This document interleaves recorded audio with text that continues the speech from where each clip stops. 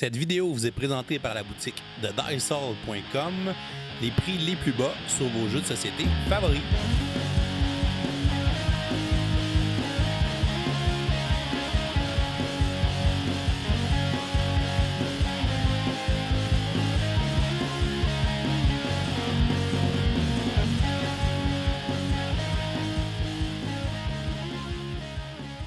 Salut les gamers, bienvenue à Professeur Board Game, je m'appelle David. Aujourd'hui à Board Game 101, je vous présente le jeu Lueur, un jeu édité en 2021 chez Bombix et il est distribué au Canada par ILO 307. On voudrait d'ailleurs les remercier de nous avoir envoyé 7 copies du jeu, qu'on puisse l'essayer et vous le présenter en vidéo. C'est un jeu de l'auteur Cédric Chapoussi qui se joue de 2 à 4 joueurs et dont les parties vont durer 45 minutes. Les joueurs incarnent un aventurier qui va tenter de braver une quête pendant 8 jours au travers des ténèbres afin d'amasser le plus d'éclats de lumière pour l'emporter. Tout au long de son voyage, il va recruter des compagnons qui seront représentés par des cartes qu'on va drafter, qui vont s'ajouter dans notre tableau personnel, qui est notre compagnie. Et chaque carte va avoir différents pouvoirs qui vont s'activer selon les résultats qu'on va obtenir sur les dés qu'on va lancer à chacun des tours. On a donc du draft de cartes, du draft de dés, une petite construction de tableau qui fait aussi une construction d'engin. Et on va avoir aussi des déplacements sur une carte. Donc en même temps, les résultats de nos dés vont nous permettre, en plus d'activer nos cartes, de se déplacer sur une carte pour tenter d'obtenir des bonus et d'atteindre différents villages qui vont nous donner des bonus d'éclat de lumière à la fin de la partie. Alors, Lueur, je vous montre comment on joue et ensuite je vous dis ce que j'en pense. On va installer une partie pour 2 joueurs. Premièrement, on va se choisir un côté du plateau principal et on va l'installer au milieu de la table. Donc le plateau est recto verso. On va le placer pour cet exemple sur le côté de la province des ombres. À côté du plateau principal, on va aller placer le plateau rencontre. À côté du plateau, on va se former des réserves avec les jetons de Luciole, les jetons de Petit Pas, ainsi que les jetons de Relance. On va ensuite former une pioche face cachée avec les jetons de Sorcellerie. On va séparer les cartes compagnons avec la lettre A et la lettre B. On va retirer 3 cartes compagnons au hasard de chacune des pioches et on va les remettre dans la boîte de jeu. Ensuite, on va prendre les cartes compagnons A et on va les placer par-dessus les cartes compagnons B pour former notre pioche de cartes compagnons pour la partie qu'on va ensuite placer à côté du plateau rencontre. On va ensuite révéler les 5 premières cartes de compagnons et on va les placer vis-à-vis des 5 symboles élémentaires qui sont sur le plateau rencontre. Ce seront les cartes de compagnons disponibles au premier tour de jeu. À côté du plateau principal, on va former une réserve avec 5 gros dés. Un gros dé rouge, un bleu, un azur, un vert et un jaune. Et on va placer aussi le petit dé noir.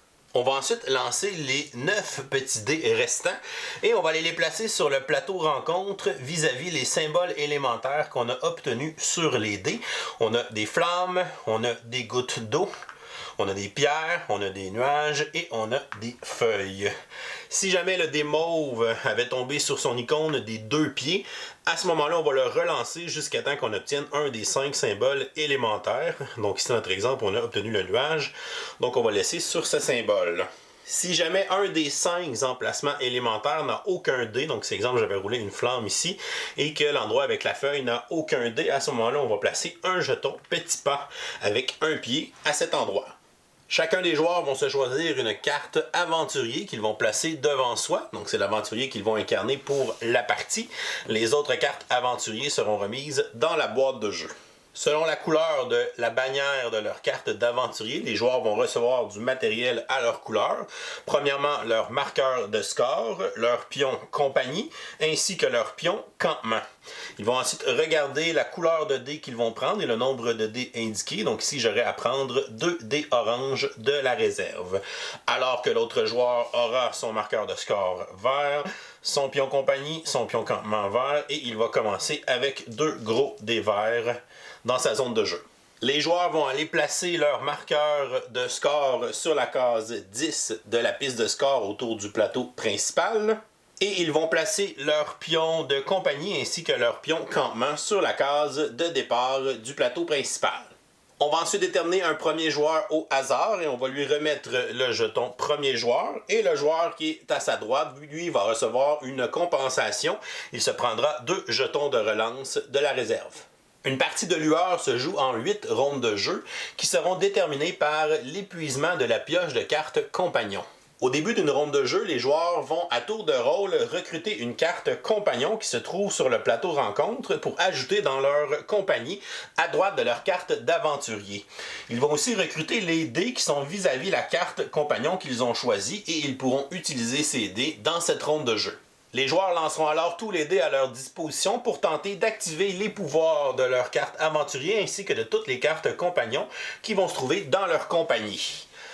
Ensuite, les dés vont nous permettre aussi de se déplacer sur le plateau principal avec notre compagnie pour tenter d'atteindre des villages, pour y déplacer notre campement et gagner certains bonus pendant la partie et marquer des bonus de points de lumière à la fin de la partie. À la fin des 8 rondes de jeu, le joueur qui aura ramassé le plus d'éclats de lumière réussira à vaincre la noirceur et remportera la partie. Chaque ronde de jeu se sépare en 5 phases qui représentent les 5 moments de la journée. Pour la phase numéro 1, le matin, les joueurs vont enrôler un nouveau compagnon dans leur compagnie. Donc en commençant par le joueur qui est le premier joueur, il va recruter une des 5 cartes compagnons disponibles et il va aussi recruter les dés qui sont vis-à-vis la carte qu'il choisit. Disons que je décide de choisir cette carte, je vais l'ajouter dans ma compagnie à droite de ma carte d'aventurier et je vais prendre tous les dés et ou jetons qui sont placés devant cette carte et je vais les placer dans ma zone de jeu. Il y a une règle spéciale pour les parties à 2 joueurs pour mettre un peu plus de tension dans le draft de cartes. Lorsque le premier joueur a terminé de recruter sa carte compagnon, il va défausser une des 4 cartes restantes dans le cimetière, laissant ici seulement 3 choix de cartes pour son adversaire. Donc disons que je vais défausser celle-ci, donc je vais la placer dans la zone du cimetière. Ensuite, le deuxième joueur pourra choisir une des 3 cartes compagnons restantes. Donc disons que je choisis celle-ci, il va la placer à la droite de son aventurier et va prendre le dé qui se trouvait vis-à-vis cette carte. Ensuite, les cartes compagnons restantes seront défaussées et placées dans le cimetière. Les dés restants ainsi que les jetons petits pas qui sont sur le plateau rencontre resteront à leurs endroits respectifs. On passe ensuite à la deuxième phase qui est la phase de la fin de la matinée où les joueurs vont lancer leurs dés et décider s'ils veulent utiliser des relances pour changer les résultats. Cette phase se fait simultanée entre tous les joueurs, donc les joueurs vont lancer tous les dés qu'ils ont de disponibles dans leur zone de jeu et vont ensuite regarder si les résultats leur conviennent pour qu'ils décident s'ils veulent utiliser des relances ou non. C'est la seule phase de jeu où on peut utiliser des relances, donc on ne pourra pas les utiliser une fois qu'elle sera terminée. Il y a 3 façons d'utiliser des relances dans le jeu. La première est d'utiliser un jeton relance qu'on a dans notre réserve personnelle. Donc ici, le joueur vert pourrait utiliser un de ces jetons de relance. Et lorsqu'on utilise un de ces jetons, on peut relancer un ou 2 de nos dés. Donc ici, je vais décider de le relancer seulement celui-ci parce que le symbole de la roche ne me sert à rien. Donc je vais le lancer. Et j'ai encore obtenu une roche. Donc je pourrais encore une fois décider d'utiliser un autre jeton de relance ou je peux utiliser une deuxième façon qui est de reculer sur la piste de score. Donc ici, on commence à la valeur de 10 points d'éclat de lumière. Et dans le fond, on voit qu'il y a à plusieurs endroits sur la piste de score des symboles de relance. Donc pour utiliser une relance, le joueur va reculer son marqueur de score sur la relance qui est la plus près en reculant sur la piste. Donc ici, en reculant d'un seul éclat de lumière, je peux obtenir une relance supplémentaire et je pourrais décider de relancer encore une fois mon dé. Et disons que j'ai obtenu ici une feuille pour ensuite vous montrer l'exemple des différents pouvoirs des cartes. La troisième façon d'utiliser une relance est que certains compagnons vont avoir une icône de relance, donc ils vont nous donner une relance gratuite à chacun des tours de jeu. Donc dans cette phase, je peux utiliser la relance de mon compagnon pour relancer des dés. Mon joueur orange est satisfait de ses résultats, donc il décide de ne pas utiliser de relance en reculant sur la piste de score, puisque c'est la seule façon qu'il pourrait en effectuer. Les joueurs peuvent aussi utiliser un total de 3 relances pour placer un de leurs dés sur la face de leur choix au lieu de le relancer. Mais ici, je n'avais pas assez de relance avec mon joueur orange pour le faire. Un joueur pourrait décider de reculer de plusieurs emplacements sur la piste de score pour utiliser plusieurs relances dans le même tour de jeu. Lorsque les joueurs sont satisfaits de leurs résultats et qu'ils ne veulent plus utiliser de relance, à ce moment-là, on va passer à la troisième phase, qui est la phase du midi, qui est la phase de résolution des cartes. Cette phase se fait aussi de façon simultanée, donc tous les joueurs peuvent jouer cette phase en même temps. Ils vont regarder les symboles obtenus sur leur dé et ils vont regarder quelles cartes de compagnons ainsi que leurs cartes d'aventurier ils peuvent activer. Ils peuvent activer les cartes dans l'ordre de leur choix et gagner les différentes récompenses. Chacun des dés peut servir à activer une carte une seule fois, mais un même dé peut servir à activer plusieurs cartes s'il a le symbole qui est demandé sur plusieurs cartes. Par exemple, si j'avais ce compagnon dans ma zone de jeu qui demande d'utiliser une roche pour faire un éclat de lumière, en fond, qui sont les points de victoire. Donc, je vois ici que j'ai obtenu 2 roches sur mes dés. Donc, je peux activer 2 fois l'habilité de mon personnage. Donc, chacun des dés peut l'activer une fois. Donc, je vais gagner 2 petits pas. Donc, je peux prendre un jeton et le placer sur le verso où il y a 2 pieds. Et par la suite, mes 2 dés de pierre peuvent aussi activer le pouvoir de ce personnage ici qui me donnerait 2 éclats de lumière et qui me permettrait d'avancer de 2 sur la piste de score. Pour mon deuxième aventurier, donc on voit qu'il y a un symbole de négation. Donc si je n'ai pas roulé aucune feuille, à ce moment-là, je vais activer son pouvoir. Je vois que sur tous mes dés, je n'ai aucune feuille. Donc je peux activer son pouvoir qui est de gagner 3 éclats de lumière. Je vais donc avancer de 3 sur la piste de score. Pour mon joueur vert, ici j'ai obtenu 3 feuilles sur mes dés. Donc on voit que mon aventurier, pour chaque 2 symboles de feuilles, je vais gagner un jeton petit pas et marquer 3 éclats de lumière. Je vais donc pouvoir l'activer une seule fois, puisque j'ai 3 dés et que ça en prend 2 pour l'activer. Donc je gagne un petit pas et je vais marquer 3 points d'éclat de lumière. Donc 1, 2, 3. Et on voit ici que mon compagnon, si j'ai 3 symboles identiques, je vais pouvoir marquer 4 éclats de lumière. Donc encore une fois, comme j'ai 3 feuilles qui sont 3 symboles identiques, je peux activer son pouvoir et avancer de 4 sur la piste de score. Certains compagnons peuvent aussi nous donner accès à de nouveaux dés de la réserve. Donc, ce sont la famille des Sketal. Ici, j'ai une icône d'un dé vert. Donc, si je recrute ce compagnon, je vais aller prendre le gros dé vert de la réserve et je vais le gagner pour le reste de la partie tant que ce compagnon fait partie de ma compagnie. Si jamais ce compagnon meurt pendant la partie, à ce moment-là, je vais perdre le dé vert. Lorsqu'on active les pouvoirs de nos cartes, on est obligé d'activer tous les pouvoirs, même s'ils sont négatifs. Par exemple, si ce joueur avait recruté le Sketal et qu'il a obtenu ici 2 pierres, on voit qu'avec 2 pierres, le Sketal va mourir, mais je vais marquer 2 éclats de lumière avant qu'il meure, et par la suite, on va aller le placer au cimetière et on va perdre l'usage du gros dé vert. Certains compagnons vont avoir des icônes de lucioles sur leur carte. Donc les lucioles peuvent nous donner un 10 points bonus à la fin de la partie si on en a autant que le nombre de cartes compagnons qu'on a ramassées pendant la partie. Donc s'il a 2 icônes de lucioles, donc ça va compter pour 2 dans mon décompte de lucioles à la fin de la partie pour tenter d'obtenir ce bonus. Certaines cartes compagnons peuvent aussi tout simplement nous donner des éclats de lumière bonus à la fin de la partie s'il est encore dans notre compagnie, parce que si je roule 2 gouttes d'eau, il va mourir pendant la partie, donc je vais le perdre et je ne pourrai pas avoir ses points. Et on a aussi des compagnons qui vont nous enlever des points de victoire, donc nous enlever des éclats de lumière à la fin de la partie, s'ils sont encore dans notre compagnie. Donc à ce moment-là, on a intérêt à essayer de les faire mourir avant la fin de la partie pour ne pas avoir cette pénalité au décompte final des points. Le dé jaune ainsi que le dé mauve ont des faces spéciales et si on obtient ces faces, on va pouvoir les utiliser pendant cette ronde de jeu.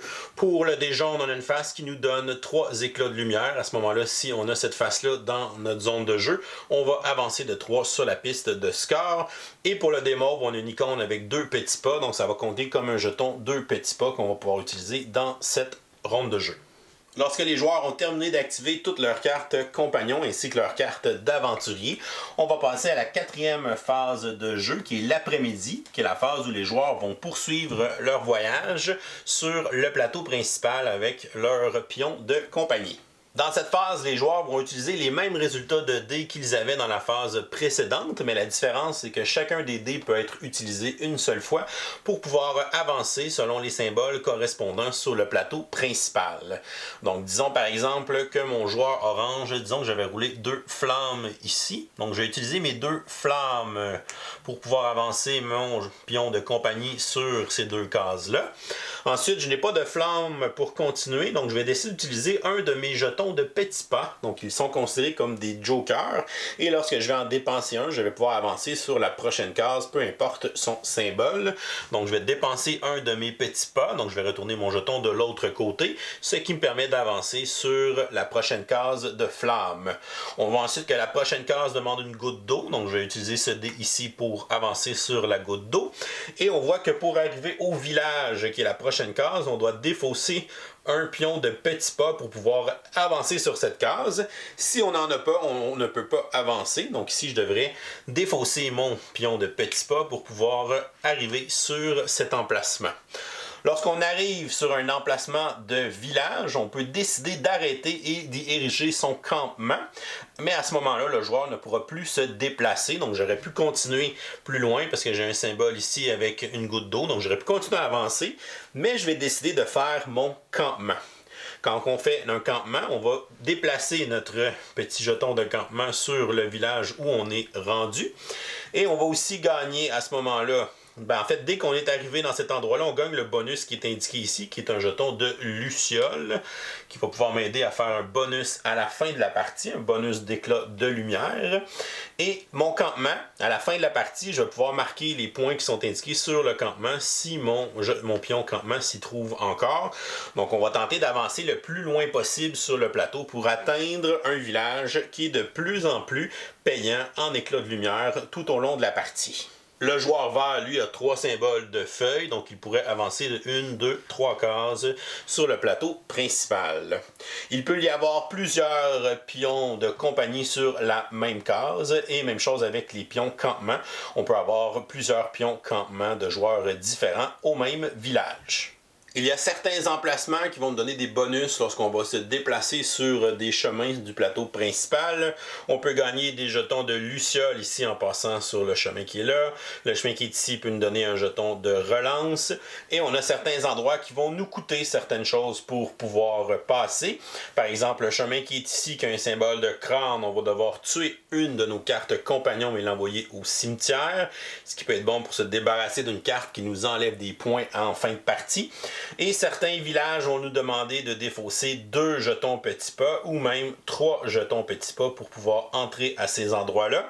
Et on a un chemin qui est ici qui va nous enlever 5 éclats de lumière. On va donc reculer de 5 sur la piste de score. Et lorsque les joueurs ont terminé leur déplacement sur le plateau principal, on va passer à la 5e et dernière phase de jeu de la ronde, qui est la phase de fin de tour et de réinitialisation. Premièrement, les joueurs vont prendre les petits dés qu'ils avaient recrutés dans cette ronde et vont les laisser sur les symboles qu'ils avaient obtenus et vont aller les placer sur les emplacements correspondants sur le plateau rencontre. Donc ici, un dé vert avec une feuille. Ici, j'ai 2 petits dés avec des roches que je vais aller placer sur l'emplacement avec les roches. J'ai un petit dé avec une goutte d'eau et j'ai un petit dé avec une flamme. Encore une fois, si un des 5 emplacements n'a aucun dé, on va ajouter un jeton petit pas à cet emplacement-là. Ensuite, on va révéler les 5 prochaines cartes compagnons qu'on va les placer dans les 5 emplacements de recrutement. Et finalement, on va passer le jeton premier joueur au joueur suivant. Et on va débuter la 2e ronde de jeu avec le premier joueur qui va aller recruter une carte compagnon ainsi que des dés qu'il va pouvoir utiliser dans cette ronde de jeu. Et on va continuer ainsi, on va jouer la 2e, la 3e, la 4e, la 5e, la 6e, la 7e et la 8e ronde de jeu. Et à la fin de la 8e ronde de jeu, la pioche de cartes compagnon sera épuisée. Donc à ce moment-là, on saura que c'est la dernière ronde de jeu et lorsqu'elle sera terminée, on va passer au décompte final des points. On peut suivre les étapes du décompte final sur le plateau principal. On a 4 étapes, 4 choses qui peuvent nous ajouter des points, donc des éclats de lumière. Premièrement, on va regarder les éclats de lumière qui sont générés par notre aventurier, ainsi que certaines de nos cartes compagnons. Donc ici, j'ai 3 plus 6, 9, plus 2, 11, plus 1, 12 éclats de lumière avec mes cartes. Donc j'ai avancé de 12 sur la piste de score. Ensuite, on va regarder le nombre de lucioles qu'on a ramassées pendant la partie. Donc j'ai ramassé 4 jetons de lucioles et j'ai aussi 4 lucioles qui sont données par des cartes compagnons, ce qui me fait un total de 8 lucioles. Si mon nombre de lucioles est égal ou supérieur à mon nombre de cartes compagnons, je vais marquer 10 éclats de lumière. Donc si j'ai 7 compagnons, j'ai 8 lucioles, donc je vais marquer le bonus de 10. On va donc avancer à 62 éclats de lumière. Finalement, on va regarder où se trouve notre pion de campement et on va marquer les éclats de lumière indiqués sur ce village. Donc ici, j'ai réussi à emmener mon campement sur un village qui a une valeur de 15 éclats de lumière. On va donc avancer à 77 éclats de lumière. Finalement, chaque jeton de petit pas va me donner un éclat de lumière. Donc il me reste 3 jetons de petit pas, ce qui va m'emmener à 80 éclats de lumière pour ma partie. Et le joueur vert va faire la même chose, il va cumuler ses points. Et si jamais on a une égalité entre les deux joueurs, c'est le joueur qui a le plus de jetons de relance qui va départager l'égalité et qui va remporter la partie. C'est lui qui a réussi à vaincre le plus la noirceur. Il sera donc le héros des terres et son nom sera inscrit dans les légendes. Et voilà, c'est comme ça qu'on joue à Lueur. Je vous reviens avec mon opinion personnelle. Qu'est-ce que je pense du jeu Lueur? Premièrement, on va regarder les côtés positifs.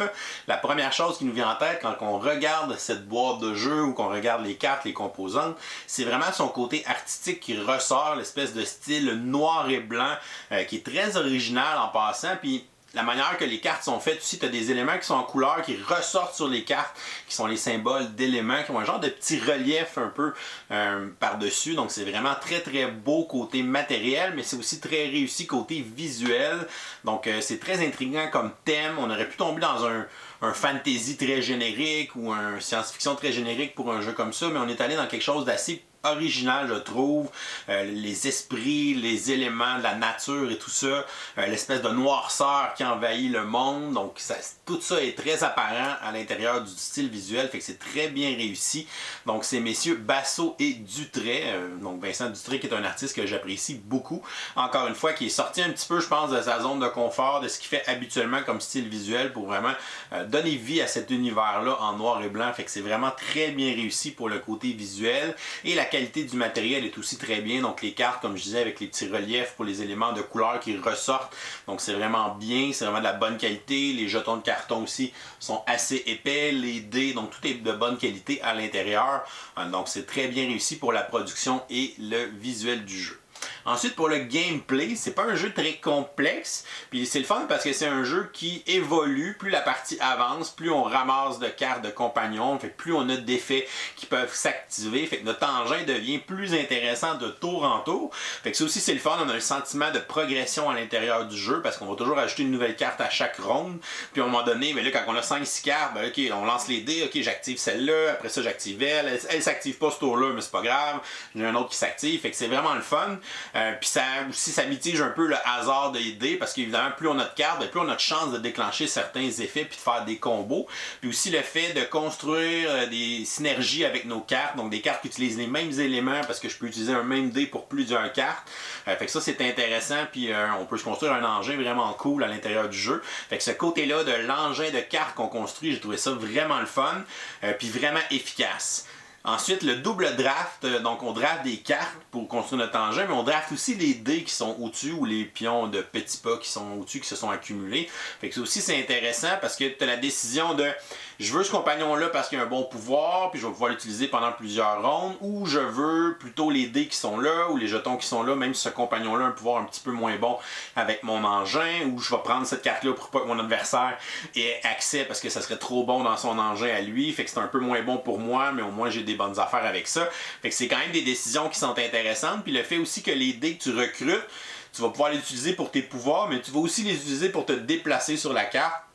Donc ici, c'est de voir avec les couleurs des dés. Ok, mais là, je suis dans une zone du plateau qui j'ai besoin de beaucoup de gouttes d'eau. Fait que je pourrais prendre la carte où il y a deux dés bleus. Parce que les dés bleus, j'ai plus de chances d'avoir une goutte d'eau. Dans le fond, chaque couleur de dé, tu vas avoir 2 fois le symbole de cette couleur-là sur le dé. Fait que tu as une chance sur 3 de l'obtenir. Fait que statistiquement, c'est plus viable. Alors que les 5 autres faces, ben, c'est en fait, chaque dé a les 5 symboles, puis dans le fond, si le dé de ta couleur, ben, tu vas avoir une deuxième fois ce symbole-là. Fait que tu as 2 chances sur 6, donc une chance sur 3 de l'obtenir. Fait que c'est quand même toutes des petites décisions intéressantes à prendre durant la partie. Fait que j'ai trouvé que c'est une belle utilisation du draft, puis la twist de mettre les dés en plus qui sont disponibles en même temps que la carte que tu choisis. Fait que c'est une décision qui est importante à plusieurs niveaux pour le draft. Fait que ça, j'ai trouvé ça intéressant de ce côté-là. Les règles sont simples à prendre en main, les symboles sur les cartes, la façon dont les pouvoirs des cartes fonctionnent, c'est assez simple de comprendre avec les symboles qui sont dessinés sur les cartes, donc c'est facile de comprendre les effets des cartes que tu vas avoir devant toi pour savoir s'ils s'activent, si tu as tel symbole ou si tu n'as pas tel symbole ou si tu as tel symbole en tel nombre, ta carte va mourir, etc. Fait que c'est facile, une belle iconographie aussi pour les cartes, fait que ça c'est très bien fait.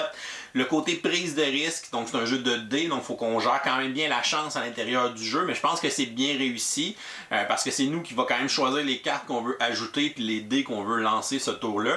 Et on a aussi plusieurs façons d'effectuer des relances, fait que ça aussi c'est intéressant. Je peux même sacrifier des points pour essayer de faire une relance si jamais j'ai pas de jetons.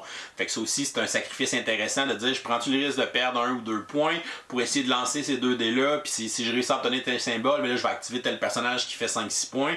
Fait que c'est à toi de voir si ça vaut la peine de prendre ce risque-là. Fait que tu vois rapidement c'est quoi les résultats, puis okay, je pourrais sacrifier ça pour essayer d'obtenir ça. Ok, go, j'y vais. Fait que tu as le petit thrill, la prise de risque aussi qui est vraiment intéressant dans le jeu. Puis je trouve que justement, vu que c'est nous qui bâtissons notre engin de cartes, puis c'est nous qui décidons les dés, ben le fait de les lancer me dérange moins à ce moment-là. Puis vu qu'on nous donne aussi beaucoup de chances de relance et tout ça, fait qu'il y a plusieurs opportunités d'essayer d'obtenir les résultats qu'on a. Mais ce qui est le fun, c'est que comme notre engin est constitué de plusieurs cartes, ben ça se peut qu'un tour, cette carte-là, je réussisse pas à l'activer, mais que j'en active 4 autres. Puis le prochain tour, c'est elle qui va s'activer, mais j'en ai 2 autres qui s'activeront pas. Fait que tu sais, c'est le fun parce qu'à chaque tour, tu risques d'activer quand même quelques cartes éventuellement quand tu en as plusieurs. Fait que ça aussi, c'est le fun. Puis tu peux aussi aller chercher des cartes qui s'activent quand tu roules pas tel symbole. Fait que là, c'est une bonne stratégie aussi d'aller recruter des endroits qui n'ont pas tant de dés que ça.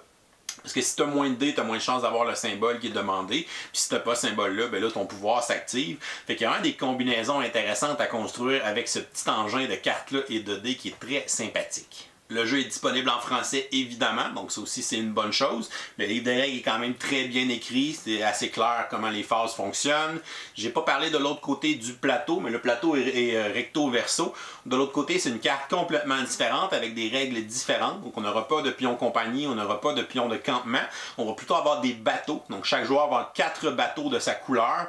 Et dans le fond, on va se déplacer sur des îles et on va essayer d'envoyer le plus de bateaux sur des îles différentes pour marquer tous les points de lumière qui sont sur chaque village dans les îles qu'on va avoir atteint avec nos bateaux. Puis la différence, c'est pour que se déplacer d'une île à une autre, ça nous prend un certain nombre de symboles différents sur nos dés. Donc de passer de cette île-là à cette île-là, il faut être 3 symboles différents sur tes dés. Pas 4, pas 5 symboles différents, mais 3. Il faut être exactement les chiffres qui est demandé. Et les pions de petits pas vont compter comme un symbole d'élément si jamais il t'en manquait un. Fait que ça aussi, ça rajoute une dynamique intéressante. Puis c'est le fun de changer le plateau de bord, d'essayer une partie avec les bateaux, une partie avec le pion compagnie puis le campement. Fait que c'est une petite twist qui change pas nécessairement le cœur du jeu avec les cartes, mais qui change le côté plateau. Fait que ça nous permet de varier nos parties. Fait que ça, j'ai trouvé ça quand même très bien. Pour les côtés négatifs, parlons du plateau justement, que j'ai trouvé quand même un peu petit, parce qu'on est plusieurs sur les mêmes cases et tout ça, et c'est vraiment très très petit les cases, donc c'est très serré, puis on voit pas nécessairement le symbole qui était là, fait que si on veut avancer là, ok, c'est quoi le symbole qui est en dessous, fait que j'aurais aimé ça que le plateau soit un peu plus grand pour que les cases soient un peu plus grandes s'il y a plusieurs justement meeples à la même place ou plusieurs bateaux, etc. Sinon, au début du jeu, je pensais que le plateau allait avoir une plus grande importance que les cartes, mais finalement c'est le contraire, puis je pense que c'est une bonne chose, parce que l'engin de cartes est super intéressant à faire. Puis le plateau, il faut le voir un peu plus comme un bonus. Donc l'avancée sur le plateau, tu vas ramasser quelques petits bonus de temps en temps, peut-être une relance, peut-être une luciole, peut-être un jeton petit peu, mais au final, ça va donner un petit bonus de points à la fin de la partie, un 10, 15, 20 éclats de lumière à la fin de la partie.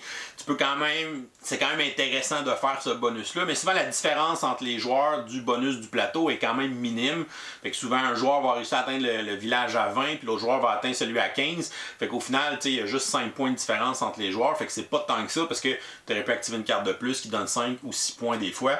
Donc, j'ai trouvé l'importance du plateau qui était peut-être moins importante sur le score final que j'aurais pensé. Fait qu'il faut le voir un peu plus comme un bonus en tant que tel que de plus se focusser sur le plateau et essayer de finir le plus vite possible le chemin. C'est pas si compliqué que ça. Il faut vraiment se concentrer sur son engin de cartes. J'aurais aimé ça que le plateau aurait eu un peu plus de bonus peut-être. Donc d'avoir des bonus des fois, je sais pas, à chaque 2-3 cases que tu te déplaces, tu gagnes une relance. Faut justement pour avoir encore plus de relance puis gérer un petit peu mieux tes dés. Fait que d'avoir un petit peu plus de récompenses sur le plateau, j'aurais trouvé ça un peu plus intéressant de ce côté-là du jeu. Sinon, le jeu n'a pas de mode solo. Je pense que ça aurait été facile de bricoler quelque chose pour ce jeu-là. Je pense que le système fait qu'on peut avoir un mode solo, quelque chose qui se fait avec ça. Donc peut-être à voir avec monsieur Martin Montreuil de la Société des Jeux qui pourrait nous faire un mode challenge solo, peut-être avec ce jeu-là. Sinon, il y a quelques cartes que j'ai pas parlé qui sont spéciales, qui vont emmener des éléments de take that un peu, des façons d'attaquer les autres joueurs. Puis ces cartes-là, je les aime un peu moins.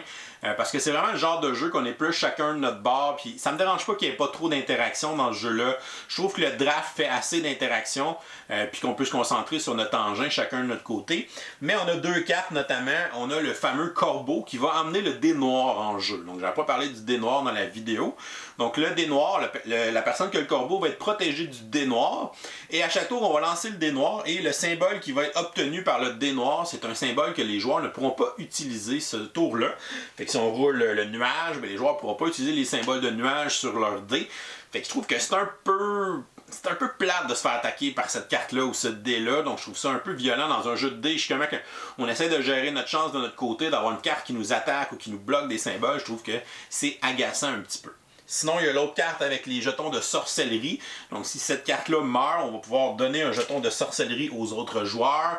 Et s'ils roulent les symboles demandés, ben là, ça va leur tuer un de leurs compagnons, tout ça. Donc, ça aussi, c'est deux petites cartes que j'aime un peu moins parce que je trouve que le côté de s'attaquer dans ce jeu-là, c'est pas nécessairement ce que j'aime le plus. Donc, c'est vraiment le fait de construire notre engin, chacun de notre bord, que je trouve intéressant.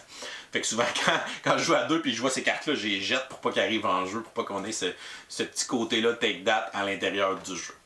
Somme toute, Lueur, c'est vraiment une belle découverte. Donc, c'est un jeu qui est aussi beau visuellement qu'il est bon mécaniquement. Donc, un gameplay qui est facile à prendre en main, qui est super intéressant, un petit engin de cartes sympathique à bâtir avec des dés, une belle gestion de la chance aussi. Donc je vais lui donner une belle note quand même de A-. Donc pour moi c'est un excellent jeu. Ça reste du jeu calibre familial, mais même je pense des gens qui sont expérimentés, des gamers vont aimer jouer à ce jeu-là. Parce que justement, chaque petite décision que tu prends dans le draft, le choix des cartes, le choix des dés que tu prends, ce que tu bâtis devant toi, c'est des choses qui sont le fun à faire. C'est des choses que j'aime beaucoup moi dans les jeux de société. Justement, les constructions d'engins, c'est parmi mes jeux préférés. Puis souvent, on n'a pas trop de constructions d'engins qui sont simples, qu'on peut montrer justement à des joueurs un peu moins expérimentés. Mais je pense que Lueur va réussir à bien faire ça. Donc un beau jeu de construction d'engins d'initiation qui est super sympathique, avec des beaux combos à développer avec un engin de cartes et de dés. Donc vraiment un jeu qui est très cool. Ça devrait arriver en boutique très prochainement dans les quelques jours qui suivront cette vidéo. Donc vous pourrez vous commander ça chez vos boutiques favorites. Et voilà, c'est tout pour aujourd'hui. Si jamais vous n'êtes pas abonné à la chaîne, vous pouvez cliquer notre petit bonhomme ici en bas pour vous abonner. Sinon, vous pouvez nous suivre sur Facebook, Twitter ou Instagram à Professeur Board Game. Et si vous voulez nous encourager, si vous aimez le contenu qu'on crée, que vous voulez nous encourager, vous pouvez visiter notre page Patreon pour nous faire des petits dons. Je vous souhaite à tout le monde une excellente fin de journée et continuez de gamer.